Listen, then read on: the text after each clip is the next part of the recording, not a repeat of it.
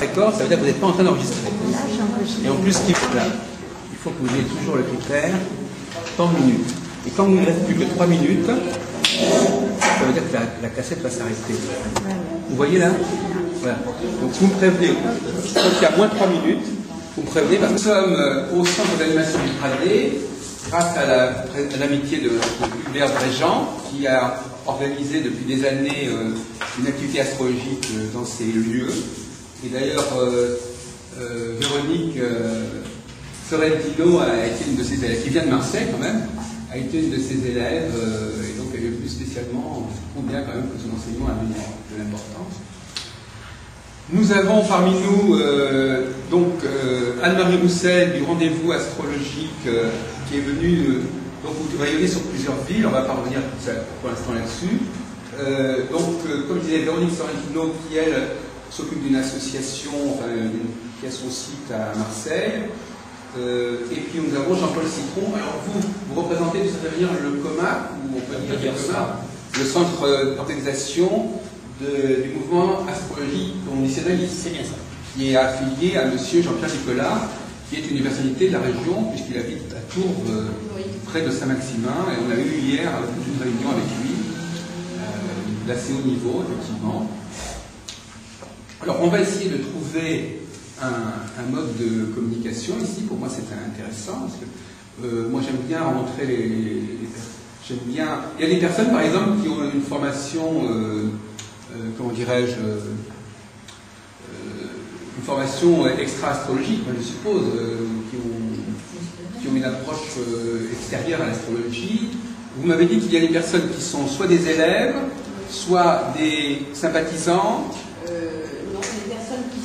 Il y en a qui sont 2, 4, 5 qui sont avancés en astrologie, d'autres qui sont au niveau 2. Voilà, les débutants vraiment ne sont pas venus aujourd'hui, mais ce sont des personnes qui sont capables de comprendre le langage astrologique. Alors elles sont passées par vos mains en fait. Non. Quand elles sont arrivées dans l'association, elles étaient déjà dégrosses. Ah, d'accord.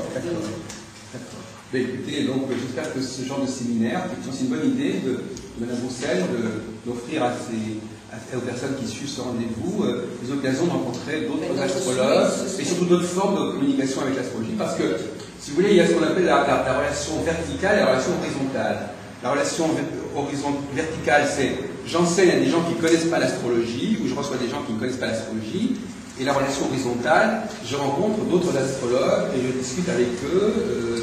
Et je m'affirme dans la communauté astrologique, parce que la communauté astrologique, ça existe. Ça veut dire que être astrologue, c'est pas uniquement apprendre l'astrologie, c'est aussi apprendre à vivre avec un certain milieu qui est le milieu de l'astrologue.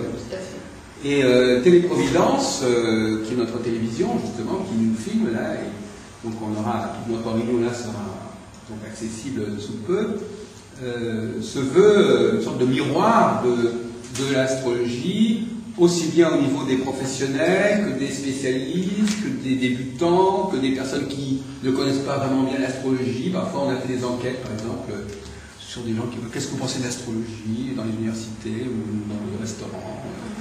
Donc, on veut donner une palette aussi large que possible de l'astrologie. Alors je remarque quand même, Madame Roussel, un point intéressant, c'est qu'il n'y a pas beaucoup d'hommes dans votre délégation.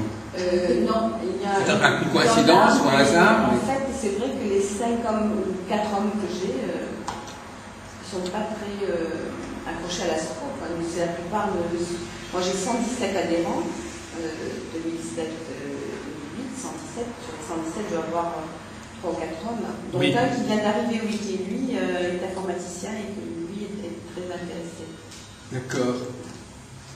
Nous avons choisi comme thème comme ça pour enclencher le débat l'astrologie, art ou science. Oui, on est allé ça, vous savez ça. Sur Internet, on a regardé quoi ça correspondait, on a lu ce que vous avez écrit. Oui, alors est-ce qu'il y a quelqu'un parmi vous qui pourrait faire un rapport préalable sur cette question, comme ça qu'on pourrait discuter vous-même, ça vous a inspiré quelques observations, quelques réflexions? Déjà, le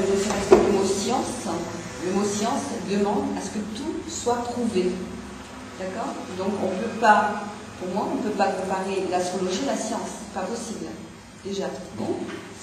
Voilà, alors je ne sais pas si vous êtes d'accord, mais... Moi, le débat va s'ouvrir. Oui. Pour moi, le mot science, c'est le mot connaissance. Et connaissance, c'est un peu plus large que science. On peut aussi avoir l'astrologie. C'est vrai qu'il y a des sciences humaines, il y a des sciences pour moi, c'est une juridiques, science des sciences des d'observation religions. humaine. On ne peut pas tout démontrer en astrologie. Bon. Voilà. Alors, est-ce qu'il y a d'autres sensibilités qui s'expriment sur ce sujet, comme ça, en considération de démarrer Madame, vous avez... Non, rien à rajouter. Pour l'instant. Et vous, Jean-Paul Citron, peut-être un peu l'astrologie peut-être dans la direction d'une science. Mettez-vous à mes côtés, mettez-vous plutôt avec moi. Non, pour qu'on vous voit bien de. Non, non, par là. Non, ici, mettez-vous plutôt face. Allez-y. Oui, non, simplement, on avait, il y a quelques années, intitulé un colloque L'astrologie, une science en marche. C'est vrai, il faut insister sur le côté en marche. C'est-à-dire qu'effectivement, il ne manque pas du tout les critères d'une science. Il y a des corrélations qu'on observe entre des états astrologiques, des positions astrologiques, des comportements, des événements, enfin un peu tout ce qu'on veut, des événements individuels, collectifs, des états de santé, des états d'énergie. Mais la science ne se contente pas d'établir des corrélations, encore moins de simples analogies. Il faut en plus démonter tous les mécanismes qui courent entre les deux, c'est-à-dire la présence d'astres selon telle ou telle configuration, et puis le comportement, et puis l'événement. Alors pourquoi exactement? Quel est le lien entre les deux? Il n'y a que cela qui fait la science. Toutes les sciences ne se satisfont que le jour où la chaîne des causalités, si causalité il y a, est entièrement démontée. Et si elle n'est pas entièrement démontée, on constate qu'il y a un rapport. Voilà. De même que dans la légende des sorciers faiseurs de pluie, on peut constater que quand quelqu'un fait la danse de la pluie, quelquefois il pleut. Et ça ne va pas plus loin. Donc là, à ce niveau-là, ce n'est certainement pas de la science. Alors, est-ce que vous avez des réactions sur ce propos? En fin de compte, si vous voulez, il y a des questions beaucoup plus complexes que ça derrière cette interrogation, qui est, en fin de compte, la question de l'origine de l'astrologie. C'est-à-dire que l'astrologie a-t-elle été découverte scientifiquement? Parce que qu'est-ce que c'est qu'une science? C'est quelque chose qu'on découvre. Quand on décrit quelque chose qui existe, qui préexiste, on est dans le domaine de la science. Donc j'ai une définition une définition plus ouverte de la notion de science. C'est-à-dire, je décris quelque chose que j'observe. Bon. L'art, c'est je crée quelque chose qui n'existe peut-être pas. Bon. Donc par exemple, si je fais un tableau, je ne prétends pas avoir décrit quelque chose qui existait. Donc l'art, ce serait plutôt ce que l'on fait l'astrologie. Non, je pose les règles du jeu. Les règles du jeu, le vrai débat, derrière la question comme ça, un peu bateau, c'est, est-ce qu'on en a parlé dans toute la journée d'hier, donc c'est pas, même avec des gens comme Jean-Pierre Nicolas, le problème n'est pas résolu, c'est beaucoup plus compliqué que ça, c'est-à-dire, est-ce que l'astrologie a été consultée par des gens qui ont observé le ciel, qui ont observé les corrélations, et qui les ont décodifiées, qui les ont inventoriées, ou est-ce que, quelque part, c'est le fait de sociétés qui ont décidé d'accorder aux astres certaines significations pour représenter éventuellement des forces, des instances, et pour établir par exemple des rythmes, pour établir des moments, des temps, pour établir des hiérarchies. Enfin, je veux dire, est-ce que le ciel, est-ce que nous avons simplement découvert les lois du ciel, ou est-ce que nous avons déterminé quelles étaient, enfin nous avons en quelque sorte octroyé au ciel des significations par rapport à nos besoins, par rapport à nos... par exemple, vous prenez un objet, ben vous décrivez, vous prenez cet objet, vous avez deux façons par rapport à un objet de travailler, soit vous prenez un objet et vous essayez de savoir pourquoi cet objet est fait, ou bien vous dites, tiens, mais je vais m'en servir comme, par exemple, comme presse-papier. C'est-à-dire, ou comme cadeau. Enfin, si je prends un objet et que je l'utilise comme un cadeau, l'objet n'est pas né pour être un cadeau. Il prend déjà d'autres significations. Si j'utilise, par exemple, un poignard pour ouvrir les pages d'un livre, je vais détourner la signification du poignard, qui n'est pas fait pour ouvrir un livre, mais pour tuer, etc. On peut souvent utiliser, vous l'avez certainement remarqué, on peut parfois, par exemple, imaginer qu'il y a du vent ici, eh bien, pour pouvoir éviter que le papier s'envole, il y en a un qui mettra son portable, l'autre qui mettra ses lunettes, alors que le portable n'a pas vocation à servir à éviter qu'un objet s'envole. On n'a pas inventé un portable pour qu'il serve de presse-papier ou de, etc. Voyez-vous. Donc il y a un détournement de sens, on lui donne une signification. Par exemple, imaginez par exemple que vous rencontrez Einstein, et puis vous lui dites, mais écoutez, s'il faut m'aider à porter mes commissions. Bon, il n'est pas fait pour ça. Vous allez demander à Einstein de vous aider à être babysitter ou à porter votre sac de commission. Il y a ce qu'on appelle aussi un détournement. C'est-à-dire que vous allez prendre une personne, Einstein est capable de porter une bouteille d'eau, mais ça n'est pas son utilisation optimale. C'est-à-dire qu'on peut faire mieux avec lui que de lui demander ça. Bon. De même, par exemple, si vous êtes marié peut-être avec un ingénieur polytechnicien, il peut vous aider éventuellement à transporter la télévision d'un endroit à l'autre, mais il n'est pas fait pour ça. De même que par exemple une femme qui a fait des études très longues peut aussi dire moi je ne suis pas fait pour faire la vaisselle. Ce que je veux dire par là, c'est que l'art au sens où j'entends, c'est quand on détourne un objet, par exemple un sculpteur qui prend un bloc de granit et qui en fait un oiseau, le bloc de granit n'avait pas vocation a priori à devenir un oiseau. Oui, donc alors pour l'astrologie? Eh bien pour l'astrologie, la question qui se pose, Anne-Marie, c'est est-ce que l'astrologie est née d'une description qui aurait été faite par nos très lointains ancêtres de certaines influences, de certaines corrélations, ou est-ce que c'est un nombre de choses qui auraient eu des influences mais dont on n'aurait pas pris conscience tout de suite, par exemple, hein, d'un coup on s'aperçoit qu'effectivement il y a une corrélation, ou bien est-ce que nos ancêtres auraient tout simplement assigné des significations aux astres, et puis à partir de là, on en aurait pris le pli. Alors, pour vous, l'astrologie, c'est ça. Donc finalement, une question, c'est, au fond, l'astrologie, elle s'est perpétuée, elle est apparue, de quelle façon? C'est-à-dire que nous, on s'en tient aux écrits, à tout ce qui a été écrit. Au début, c'était les bergers, après les bergers, ça a été les astronomes, après les religieux, et tout ça, ça a été. Donc tous les écrits sur lesquels nous travaillons. Voilà, mais ce sont au niveau de l'histoire de l'astrologie, ce sont des écrits qui datent un petit peu. Il y a aussi ce qu'on appelle la légende dorée de l'astrologie. C'est comme on dit, les enfants qui naissent dans les choux aussi, ça existe aussi. C'est-à-dire qu'effectivement, moi je suis historien de l'astrologie notamment, et comme tout autre domaine, vous acceptez qu'en astronomie aussi il y a des progrès, en histoire de l'astrologie il peut y avoir aussi des progrès. Et donc certaines représentations ne sont pas très crédibles, d'autant plus qu'elles posent des tas de problèmes. Parce que, elles posent des problèmes, parce que dire comment est-ce qu'ils ont trouvé, et puis est-ce que les astres agissent par eux-mêmes, et comment les hommes ont découvert leurs influences. Bon, si vous discutez avec des gens qui ne croient pas à l'astrologie, ça passe pas forcément bien. Voilà, plus on se bat contre l'astrologie, plus elle fleurit. Donc il y a quelque chose qui est bien en astrologie. Ça intéresse plus de public que la science, tout ce qui est scientifique, on le laisse de côté pour regarder l'astrologie. Donc c'est qu'il y a quelque chose à développer. Le public est intéressé vers l'astrologie, donc il y a quelque chose à faire là. Oui, mais est-ce que vous savez, justement, alors la question de savoir c'est qu'est-ce que le public attend de l'astrologie? Est-ce qu'il a une image correcte de l'astrologie?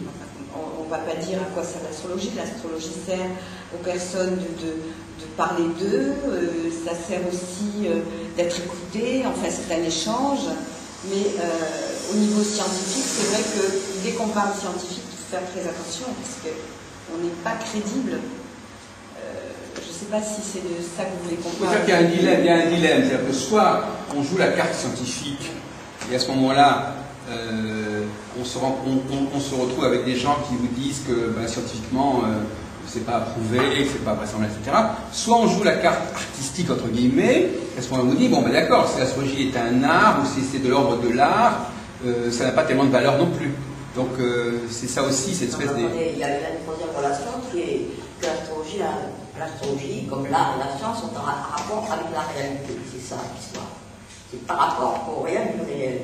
Et tout le débat, c'est pas de se bagarrer entre les trois, c'est de savoir quel est le rapport de l'astrologie au réel, quel est le rapport de l'art au réel, quel est le rapport de la science au réel. Mais quand vous avez une sculpture, c'est une sculpture, c'est une réalité aussi. Oui, mais là, c'est pas la façon de.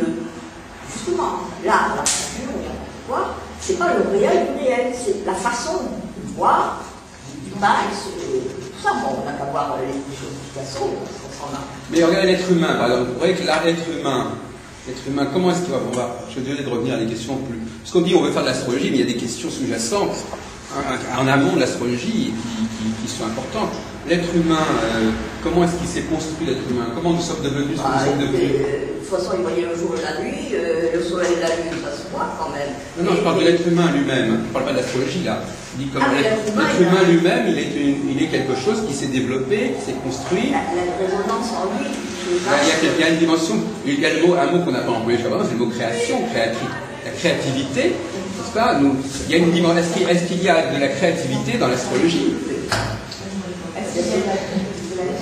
Mais déjà, l'astrologie, c'est un mot qui est réducteur. Il y a autant d'astrologie que de personnes qui enseignent ou pratiquent l'astrologie. Et il y a des gens qui vont l'approcher d'une façon scientifique, beaucoup plus rationnelle, traditionnelle, et d'autres qui vont l'aborder d'une façon différente. Il y a plein de façons. Donc ça, je veux dire, on est dans un sujet complètement large. Je veux dire, pour certaines personnes, c'est un art, pour d'autres, c'est une science, pour d'autres, c'est un mix des deux. Pour moi, c'est ça plus plein d'autres choses. Ça dépend des personnes. Alors, ça dépend des personnes, mais nous vivons quand même dans une société où, quand on se rencontre, eh bien, on essaye quand même d'échanger des positions là-dessus, et on ne reste pas forcément sur ces positions de départ. C'est pas des goûts et des couleurs, chacun fait la chose qu'il veut. La rencontre, c'est justement pour arriver à voir si on ne peut pas communiquer et avancer ensemble dans une réflexion. Si on bloque déjà le débat au départ en disant chacun a ses idées là-dessus, on sait très bien qu'on peut avoir des idées fausses sur un certain sujet. Non, je ne le bloque pas, je l'ouvre pour dire qu'il y a toute une palette possible. Oui, mais ça n'est pas non plus l'idée. L'idée, c'est d'arriver à parler ensemble, à réfléchir ensemble sur un sujet et d'arriver à une sorte de consensus ensemble. Et ça, c'est aussi très important c'est le mot colloque veut dire congrès, ça veut dire on se réunit et on essaie d'avancer ensemble et de progresser et de sortir de cette réunion avec un sentiment qu'on a avancé et pas simplement qu'on a déballé ce qu'on savait ou ce qu'on croyait. Bon, cela dit, pour le sociologue, c'est évident qu'on peut évidemment décrire pourquoi les gens croient à l'astrologie ou pas. D'ailleurs, effectivement, une question que je poserais, c'est en fait, ne serait-ce que cela, est-ce qu'il y a eu un décalage entre le moment où vous avez voulu faire de l'astrologie et le moment où vous avez rencontré l'astrologie? C'est-à-dire que, est-ce que vous avez évolué dans votre rapport à l'astrologie entre le moment où vous en avez entendu parler pour la première fois et le moment où vous avez commencé à l'apprendre? Hein? Donc voyez-vous, déjà il y a un décalage, c'est-à-dire que vous avez des... je ne suis pas sûr que ce soit... parfois, je... Oui, allez-y, oui. Par exemple, si on part du principe que l'astrologie, c'est un art. Oui. Un discours, attends. Si on part du principe que c'est un art, bon, si c'est un art, il doit être encadré comment? Comment on doit le présenter? Voilà, exactement. Et vous avez tout à fait raison. Selon que vous considériez l'astrologie comme une science ou comme un art, votre enseignement ne sera pas, votre positionnement ne sera pas le même. Et c'est pour ça que je crois que c'est important que vous compreniez cela, que vous compreniez que c'est ce qu'on appelle des questions stratégiques.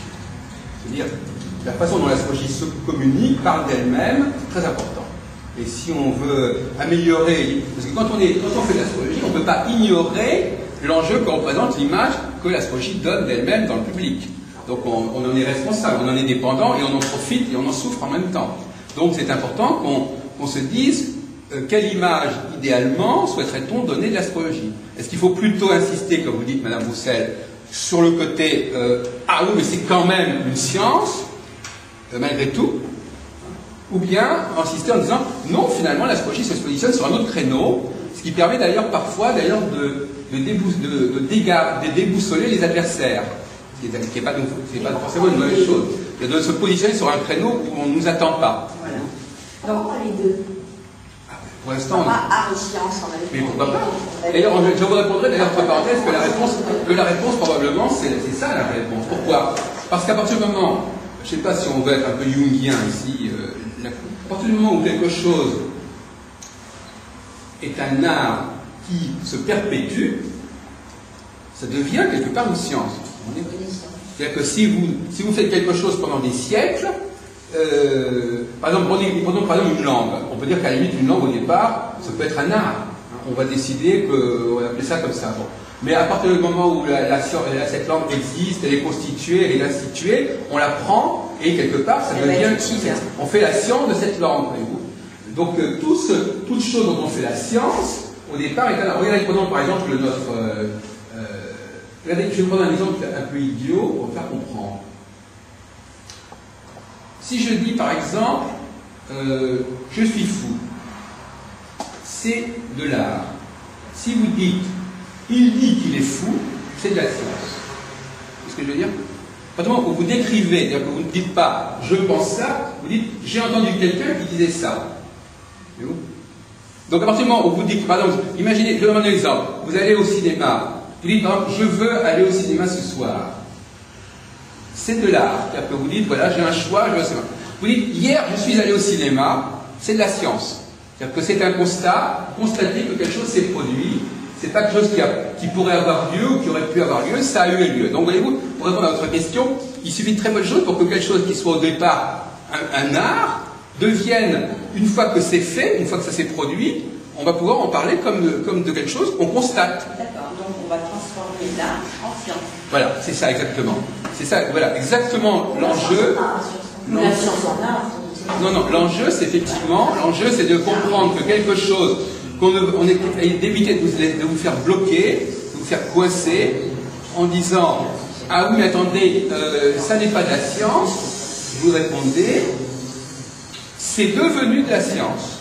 C'est-à-dire qu'au départ, ça n'était pas de la science, au départ, on a déterminé un certain nombre de choses de façon discutable ou arbitraire, parce qu'il le fallait, mais quand ça a pris une dimension au niveau de plusieurs siècles, de plusieurs sociétés, ça devient un fait, d'abord, ce qu'on appelle, entre parenthèses, le fait astrologique ou un phénomène, mais ça devient de la science, c'est-à-dire qu'on peut le décrire.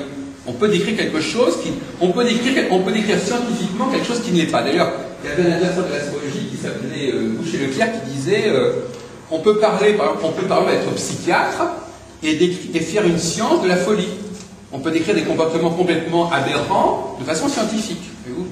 Donc il n'y a pas la notion de science n'est pas du tout en opposition avec le fait que quelque chose au départ aurait pu ne pas exister.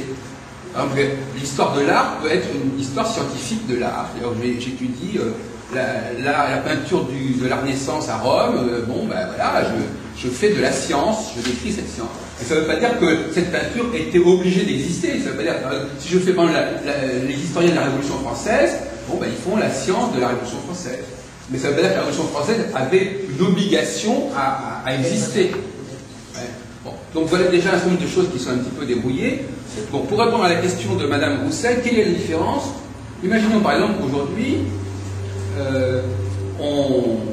exemple, je vous reçois, vous êtes des nouvelles personnes en astrologie, et moi je vous dis attention, voilà, donc je vais vous expliquer pendant 10 minutes, si vous voulez, comment vous pouvez présenter l'astrologie à vos étudiants, à des gens qui ne connaissent pas l'astrologie, sous un angle différent de celui que l'on présente habituellement, qui est, autrefois, il y a des gens qui ont observé le ciel, ils ont compris les lois du ciel, ils les ont transmises, et donc l'astrologie, elle ne fait que constater, non pas ce que les hommes ont fait, mais ce que les astres sont. En fait, c'est là le problème, c'est le problème de l'être humain. Quand on est dans le domaine de l'art, on est quelque part dans l'humain. Bon. Quand on veut se trouver dans le domaine de la science, c'est comme si on voulait dépasser l'humain. Donc il faut faire attention, parce qu'effectivement, ce dépassement de l'humain, je sais que dans le domaine des gens qui vont vers l'astrologie, c'est justement ce côté dépassement de l'humain qui leur plaît, qui les attire. C'est-à-dire, ce comme disait Nietzsche, c'est trop humain. Alors les gens qui sont trop humains, c'est trop humain, c'est-à-dire que c'est pas très solide, donc je vais aller vers des choses beaucoup plus solides qui sont l'astrologie, les arts, etc. Donc quelque part, il faudrait que vous vous interrogiez, on n'est pas là pour faire de la psychanalyse collective, mais il faudrait quand même que vous posiez la question de savoir si votre rapport à l'astrologie n'a pas été, au départ, en tout cas, inspiré par une sorte de défiance envers ce qui était humain. Excusez-moi, arrêtez. Voilà. Donc l'humain, l'interface, le problème souvent entre science et art, c'est je suis dans le domaine de la science quand je ne veux pas avoir trop à faire aux gens, aux êtres humains, en chair et en os, parce que je me méfie d'eux, parce que je me méfie de ce qu'ils peuvent inventer, de ce qu'ils peuvent raconter.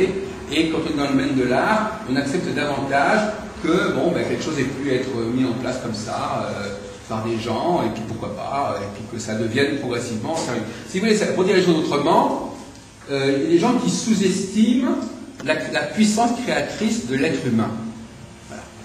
Qui se dit, mais non, écoutez, s'il y a des lois cosmiques, ne me dites pas que c'est les hommes qui les ont inventés ou qui les ont créés, qu'est-ce que vous racontez non, ils ont tout au plus, ils ont été capables de les comprendre, de les noter, mais ne leur demandez pas plus. Déjà, voyez-vous, il y a une forme de minimisation de ce que l'être humain peut générer, peut engendrer, peut penser, et on veut aller au-delà de cela, on veut aller quelque chose de plus sérieux que ce que... Donc, voilà, donc je vous donne cette piste de... Vous vouliez dire quelque chose? Oui, je voulais dire simplement, si on part du principe que c'est devenu de la science. Voilà, c'est ça. C'est justement c'est ça, effectivement, de comprendre que c'est pas parce que, au départ, c'était pas de la science, que ça n'est pas devenu de la science. C'est ça qu'il faudrait que vous compreniez bien. Donc si c'est devenu de la science, comment doit-on présenter? Parce que nous sommes des élèves en astrologie, nous avons besoin de réponses. Voilà. Nous sommes là pour avoir des réponses. Vous aurez des réponses. Nous sommes des gens de terrain. Nous avons besoin de répondre, puisque l'astrologie est vraiment attaquée en ce moment. Donc on a besoin d'éléments.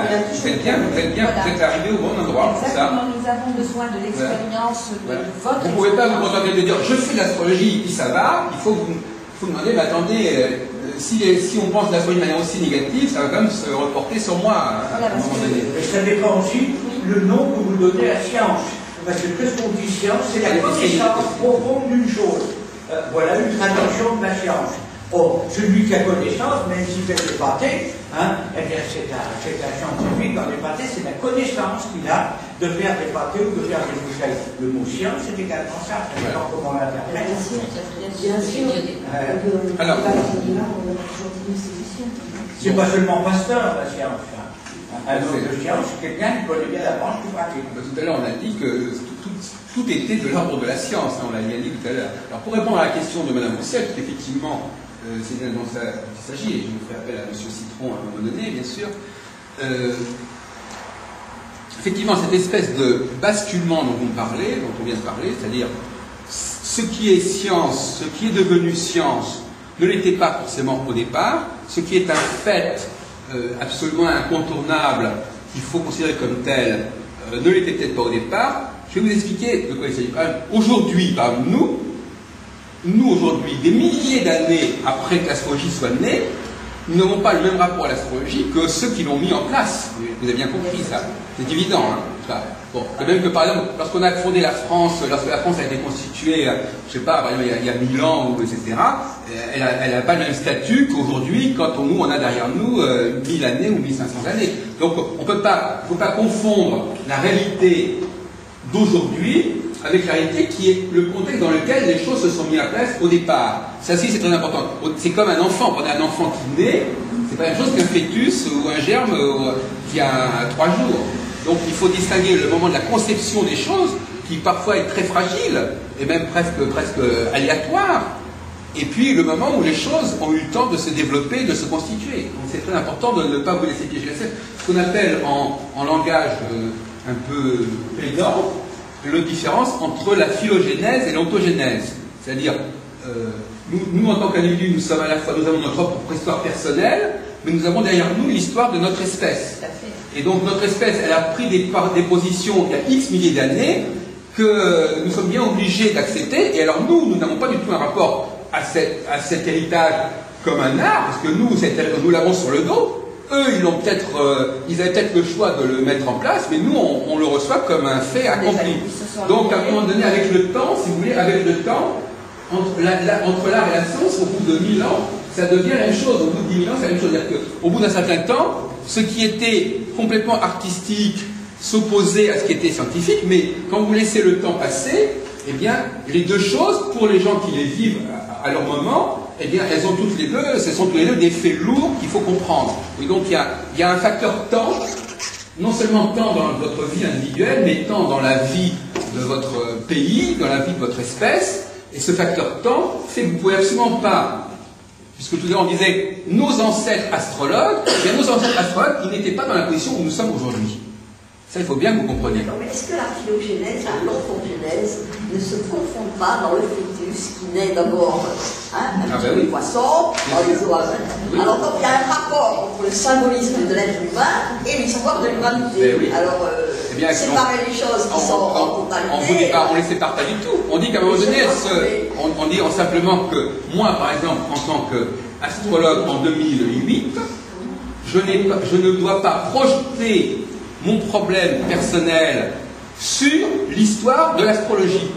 La prochaine en disant. Ça résume tout le Non, mais les problèmes que vous avez à votre niveau individuel, que ce soit au niveau de l'apprentissage d'une langue, que ce soit au niveau de votre structure, tout ça, c'est quelque chose que vous devez accepter comme un fait, mais qui n'était pas un fait au départ. Vous comprenez ?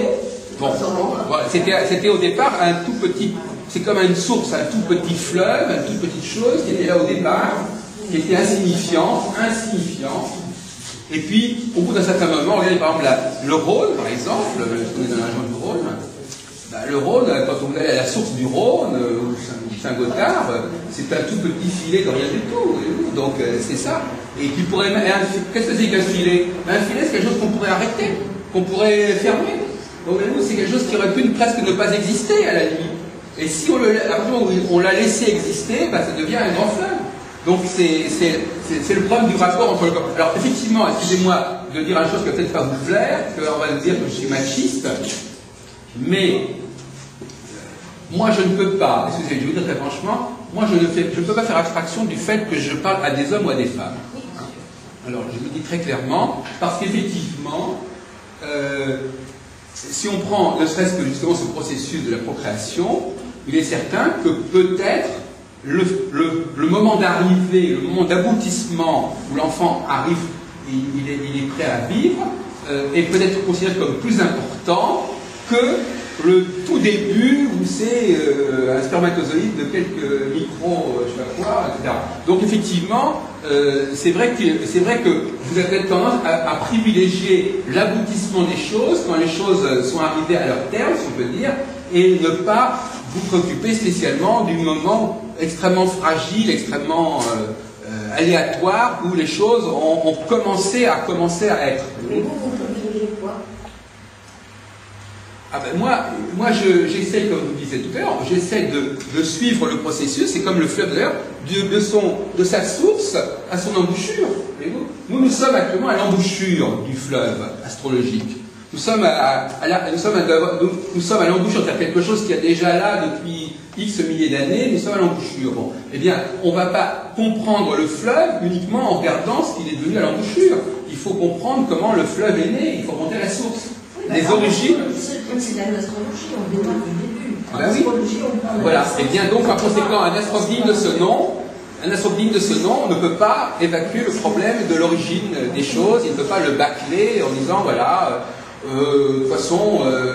C'est la raison pour laquelle on se tourne de plus en plus vers l'astrogénéalogie maintenant. Ça, c'est encore une recherche des origines de tout ce qui est déjà vécu dans le.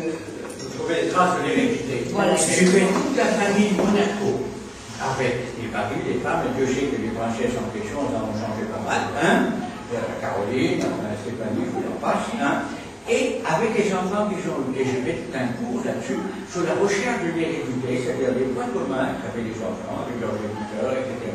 Et je obtenais un résultat formidable. Et j'ai travaillé sur du contraire, des pavillons. Alors j'ai pu avoir. Ça, alors il y a une autre question, là c'est un autre problème qui se pose, mais qu'on peut aborder aussi maintenant, bien entendu, c'est de savoir pourquoi on a un certain thème astral, et pourquoi on a déjà quelque chose qui est déjà établi à la naissance. Est-ce que ça correspond à une origine karmique, à une généalogie, à je ne sais quelle programmation, etc. C'est vrai que ça c'est le point de l'ontogénèse, effectivement, c'est-à-dire pourquoi ce thème astral est, comme disait madame, il est à l'origine de mon être, mais en même temps il n'est pas si originel que ça, puisqu'il est déjà constitué. Il y a déjà alors là je dis tout de suite, il y a déjà une contradiction dans les termes. Hein. Si vous dites quelque chose est un commencement, le commencement dans l'absolu c'est zéro, c'est rien. Donc dire que le thème astral est le commencement, c'est déjà une absurdité dans les termes. On ne peut pas commencer, c'est déjà plein de commencements. D'ailleurs, justement, c'est pour ça que les astres souvent s'embrouillent là-dedans, parce que, ou bien c'est un commencement, et donc c'est un point zéro. D'ailleurs, on en parlera tout à l'heure si on parlera de la prévision. C'est-à-dire que, qu'est-ce que c'est qu'une prévision, qu'est-ce que c'est qu'une conjonction, parce qu'on fait un colloque dans quelques mois sur la conjonction, donc on montrera la conjonction. Normalement, une conjonction, c'est, comme on dit en français, une remise à zéro. On remet les choses à zéro. Donc, ou bien c'est une remise à zéro, et c'est-à-dire qu'on fait ce qu'on appelle la table rase. Alors on sort d'involution, c'est-à-dire qu'on sort de la manifestation pour recommencer à une sorte de point de départ initial. C'est ce que l'on appelle en philosophie le passage de la puissance, c'est-à-dire de ce qui on retombe dans le virtuel, on retombe dans le potentiel. Qu'est-ce que c'est que le potentiel? C'est quelque chose qui n'est pas encore défini clairement, qui pourrait, voilà, c'est en puissance, mais c'est pas en acte. C'est pas en acte. L'acte, ça veut dire, de même par exemple, les millions de spermatozoïdes qui se baladent autour de l'ovule, bon ben, ils ne sont pas des êtres, ils ne vont pas forcément, et même la plupart d'entre eux ne vont pas se réaliser finalement. Donc c'est des potentialités. Donc quelque part, d'une certaine manière, il y a là aussi un autre débat que je vous mets dans les pattes, si vous voulez, c'est-à-dire le débat de savoir si l'astrologie nous parle de quelque chose qui est préconstitué au niveau de notre être, ou si elle nous parle d'une espèce de cyclicité. Et si on entre dans la théorie de la cyclicité, à ce moment-là, il y a un processus, là encore une fois, de commencement et de développement. Voyez-vous, donc la notion même de cyclicité, c'est aussi une façon de répondre à notre question. Le cyclicité, ça passe à la fois, si vous voulez, bon, moi j'aime bien cette idée, on va en discuter, la conjonction, qui serait un point de départ, un point origine, et puis après, ça se meuble, ça s'étoffe, ça se remplit, voilà, c'est une espèce de... ça se remplit, on passe du vide, le vide existentiel devient de plus en plus lourd, donc les choses s'alourdissent, effectivement. Bon. Mais, lorsque le cycle se termine, à ce moment-là, à nouveau, il y a une espèce de retour à l'origine. C'est-à-dire qu'en fin de compte, dans notre propre vie, nous avons normalement des moments où nous revenons à l'origine. Oui, mais concernant la conjonction, c'est peut-être pas le sujet d'aujourd'hui, mais quand vous dites que ça se sépare, ça s'alourdit. Pas forcément. Alors justement, c'est un... Ça, c'est une question des expériences. Non, mais donc, ces différents sujets ne sont pas différents en réalité. C'est lié, ça. C'est-à-dire qu'effectivement, si vous avez déjà une certaine idée, moi j'essaie de comprendre ce qui peut bloquer effectivement la compréhension de certaines choses. Bon, par exemple, si vous avez par exemple l'idée, comme on disait tout à l'heure, en philosophie, on dit, ou même dans le domaine de l'hindouisme par exemple, retrouver une espèce de soi, retrouver une sorte d'intemporalité ou d'universalité, etc. Bon. Et à un moment donné, donc l'universel, c'est ce qui est en puissance, c'est-à-dire que tout est possible. Et en même temps, on ne fait pas de choix. Donc on reste dans un état comme ça de virtualité où tout est possible. Et dès qu'on passe dans le domaine du réel, une grande partie de ces virtualités ne pourront pas exister. Donc il va y avoir que certains éléments qui vont se concrétiser et qui vont se solidifier et qui vont se... Bon, alors, c'est ça la question. Et entre parenthèses, c'est pour ça que je le dis, contrairement à ce qu'on pourrait croire, cette question que nous posons là, tout à l'heure, elle va jouer sur votre pratique même de l'astrologie en réalité. C'est-à-dire que si vous avez une fausse représentation de l'histoire de l'astrologie, vous risquez d'avoir aussi une fausse représentation de l'histoire de l'être humain et de l'histoire de l'individu. Est-ce qu'il est déjà... Donc, il faut pas bien que tout est interdépendant. Si vous avez une fausse, si vous faites une fausse idée de l'histoire de l'homme, vous faites une fausse idée de la façon dont les gens vivent leur cycle, une fausse idée de la façon dont les gens évoluent. Je vous donne un exemple, je laisse la parole après. C'est vous, Patricia Poulet, ou c'est moi? Regardez, par exemple, je vous donne un exemple qui va vous faire comprendre. Quand vous naissez, vous ne naissez pas en connaissant une langue particulière. Vous ne naissez pas en connaissant le chinois ou le turc ou le français. Mais vous avez en vous un potentiel qui vous permet d'apprendre une certaine langue. Oui, on est dans une société. Non, c'est pas la société qui vous apprend à parler. Vous naissez, c'est votre bagage d'être humain qui vous donne les capacités de trouver les moyens d'intégrer une langue. Donc c'est pas vos parents qui vous apprennent, un singe, c'est pas, si vous n'avez pas le potentiel en vous pour parler, vous ne parlerez pas. Et on va éveiller en vous certaines choses, mais il faut que ce soit en vous. Si ça n'existe pas, bon.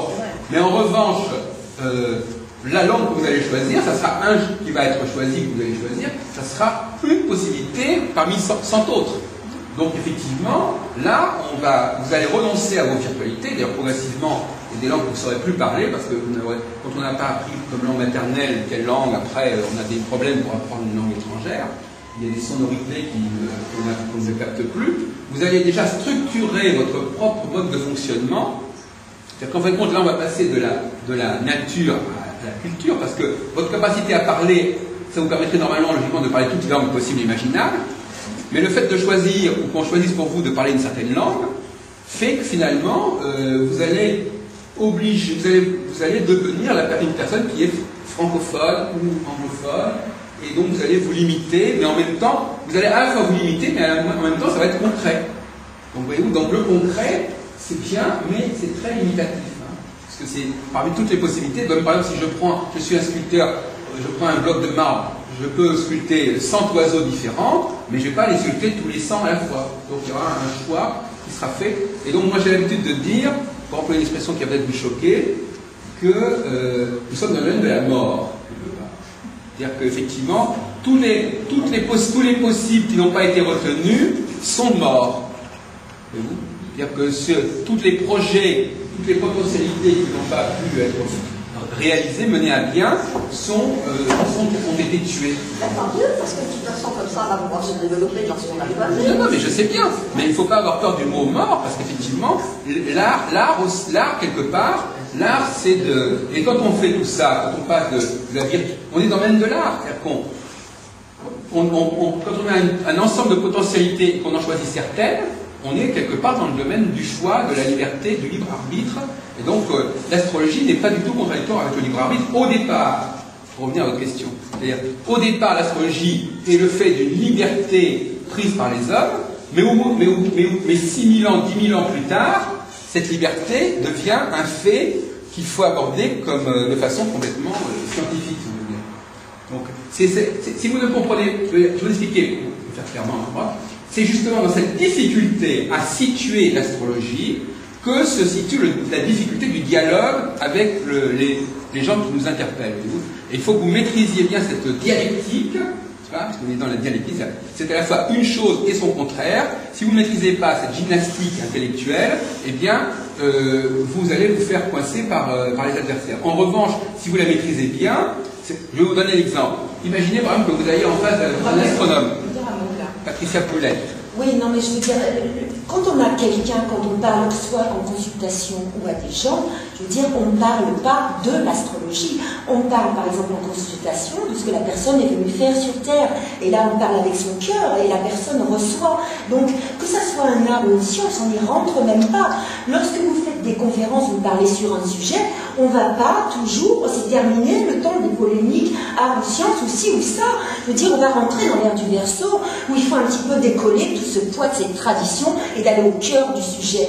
Et le cœur du sujet, c'est quoi? C'est quoi un thème astrologique? astral, ça vous explique ce que vous êtes venu faire sur Terre, vos blocages, vos difficultés, vos potentiels, et évoluer.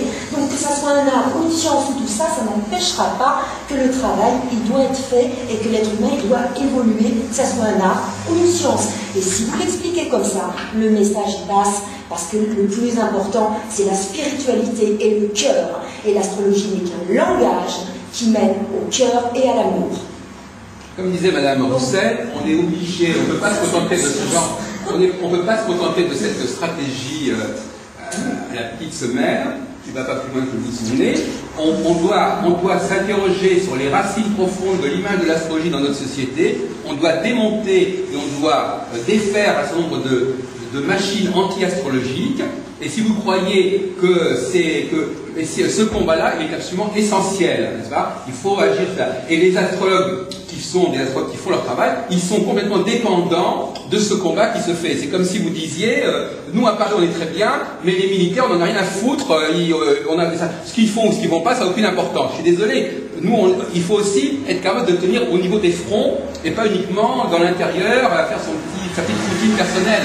Le front, c'est les adversaires de l'astrologie, c'est l'image de l'astrologie, et d'autre part, comme je disais tout à l'heure, n'oublions pas, et je l'ai dit, je ne sais peut-être pas vous entendu, que si nous faisons des erreurs d'analyse au niveau de l'histoire de l'astrologie, vous risquez aussi d'analyse au niveau de vos clients. Je l'ai dit tout à l'heure. J'ai dit attention, si vous ne maîtrisez pas bien les questions du processus, hein, c'est-à-dire que vous ne faites pas attention au processus où les choses se font, eh bien moi je vous dis que vous n'êtes pas capable de guider correctement vos clients. Alors attention, tout est lié. La question qui se pose, c'est le processus. Est-ce que si je n'ai pas compris, si je n'ai pas l'exigence, si je n'ai pas une si je dirais même plus, si je n'ai pas une exigence pour comprendre de quoi je parle et ce qui se passe, eh bien je ne peux pas être un bon astrologue. Parce qu'un bon astrologue, c'est quelqu'un qui essaie de comprendre le pourquoi du pourquoi et qui essaie d'aider la personne à se construire. Non, apparemment... Non, mais si vous voulez, elle est allée plus vite que le travail qui est déjà fait. Parce que ce travail, il est fait... Mais voilà, on va le recommencer. Tout astrologue fait ça. Voilà, on n'est pas là pour ça. Tout à l'heure, on ne peut pas ignorer maintenant l'astrogénéalogie, on passe tous par là. Voilà, on en est là. Donc voilà, on est là, on est dans une réunion, ce que j'appelle une réunion stratégique, où on se dit, est-ce qu'on peut gagner des points, parce qu'on vient de sortir des Jeux Olympiques, est-ce qu'on peut gagner des points dans le combat qui est mené contre nous sur la c'est ça qui m'intéresse. Ben oui, c'est de ça dont on parle. Je peux vous dire que quand vous allez lire le programme tout à l'heure, on est sur le terrain, tout le temps. Voilà. Personnellement, je ne fais pas de consultation. Moi, mon but, c'est de rassembler le plus possible de gens à l'astrologie. Donc, j'ai besoin de vos termes. Mais bien sûr. J'attends de vous. Bon, vous êtes un philosophe, c'est très bien, mais c'est très difficile avec le public. Non, on va y arriver. On va y arriver. Donnez-nous des mots plus simples que d'aller trop chercher dans la Non, mais on est obligé de travailler sur les mots. Malheureusement, c'est les mots que chacun utilise. Vous allez être capable, alors on attend ça. Voilà, eh bien oui, ça vient. Donc, je reviens. J'étais en train d'imaginer, j'ai un astronome en face de moi. Hein. J'ai un associé qui veut jouer le rôle de l'astronome. Voilà. Vous êtes astronome, et alors vous sortez votre couplet contre l'astrologie. L'astrologie ne peut pas faire ceci, c'est pas faire cela. Comment pouvez-vous prouver que les astres agissent sur nous Comment? C'est un système symbolique. Non, mais attendez, on est dans un jeu de rôle. Ah, on va pas mélanger tous les problèmes à la fois. C'est un jeu de rôle. On a un jeu de rôle. Bon. Alors, vous l'avez peut-être désigné d'office, elle n'a peut-être pas du tout le profil pour ça, mais excusez-moi, pause. Il faut répondre. Il faut répondre. Alors, monsieur. On peut commencer parce qu'on a perdu le fil. Bon. C'était quoi le début? Le début, c'est. Vous dites, voilà, l'astronome, ou le pseudo-astronome, ou le parastronome va vous dire que les astres, on n'a pas la preuve qu'ils agissent sur nous, on ne peut pas le vérifier, et puis que ce que les astres trouvent, c'est lié à toutes sortes les gens acceptent tout ce qu'on leur dit, enfin bon, vos pratiques et vos fameux résultats, ils les envoient promener, parce que de toute façon, bon, les gens sont crédules, ils se laissent manipuler, ils se laissent manier, etc. Alors, donc, à partir de ce moment-là, qu'est-ce que vous répondez? C'est là qu'il faut que... Alors, évidemment... Bon. Venez en consultation, vous me direz après si ça n'a aucun effet. Voilà, ben voilà. Alors ça, c'est la réponse classique. Venez en consultation, je vais étudier le cas. Alors l'astronome, bon, écoutez, alors d'accord, ben d'accord, c'est une option. Vous permettez qu'on en parle d'autres. Bah oui, pour dire que quelque chose est vérifiable ou non, on essaie, on teste. Il y a des grands noms, comme Kepler, qui mais ça, je vous assure que ça ne les impressionne pas beaucoup. Vous disiez, il y a des grands noms, il y a 400 ans, comme Kepler. Kepler, entre parenthèses, bon, si vous voulez, Kepler, d'ailleurs, j'ai beaucoup d'admiration pour lui, mais Kepler, on ne peut pas comparer, malheureusement, son travail d'astronome et son travail d'astrologue. D'ailleurs, il n'a pas laissé beaucoup de traces, malheureusement, dans le domaine de l'histoire de l'astrologie. Hein. Il y a très peu d'astrologues aujourd'hui qui travaillent d'après Kepler. Non, je peux dire que la plupart des astrologues aujourd'hui ne se revendiquent pas de Kepler en tant qu'astrologue. Non, mais il y a tout. Non, mais il y a des. Bon, écoutez, je suis désolé, il y a des gens qui m'interrompent il y a 3 minutes. Non, mais c'est pas ça, c'est qu'au début, on avait. Vous exagérez un petit peu, on ne s'interrompt pas toutes les 3 minutes, il n'y a peut-être eu que 3 minutes de parole depuis le début par les autres. Non, mais on est en train de mettre en place un dialogue. Un dialogue. C'est un jeu de rôle. Donc on a un jeu de rôle.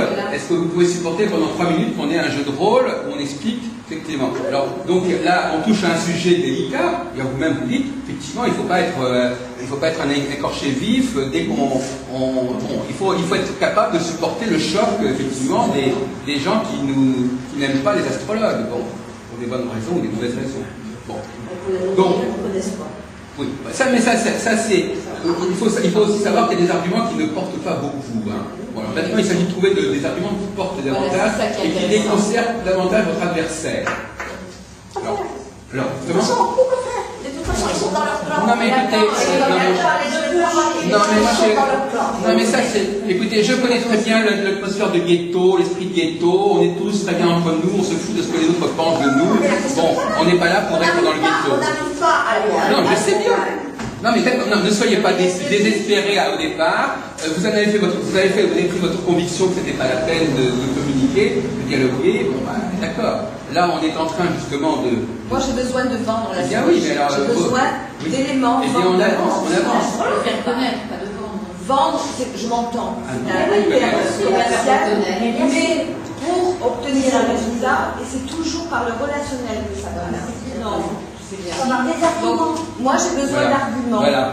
Et il faut surtout ne pas ressortir les mêmes arguments éculés, hein, du genre venez me voir, je vais voter votre thème et puis tout va être réglé et puis voilà. Bon, soyons sérieux. Bon, bon. Ils disent pas le jeu. C'est la seule façon de régler le problème. Eh bien, d'accord. Moi, je pense qu'il y a d'autres façons de procéder, hein, Madame Poulet. C'est quand même honnête à dire que l'astrologie, il y a des tas de choses qui se passent pas, qui se produisent pas quand tu fais un thème astral. Arrêtez un peu. Arrêtez, il y a toutes les études. Autre chose. Rien, je me rappelle pas.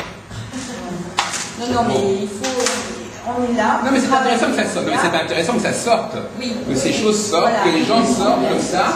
Il faut que ça sorte, mais il faut aussi que ça sorte et puis après on l'évacue. Bon, c'est sorti, voilà, c'est sorti. Il fallait que quelqu'un sorte, ça a été sorti.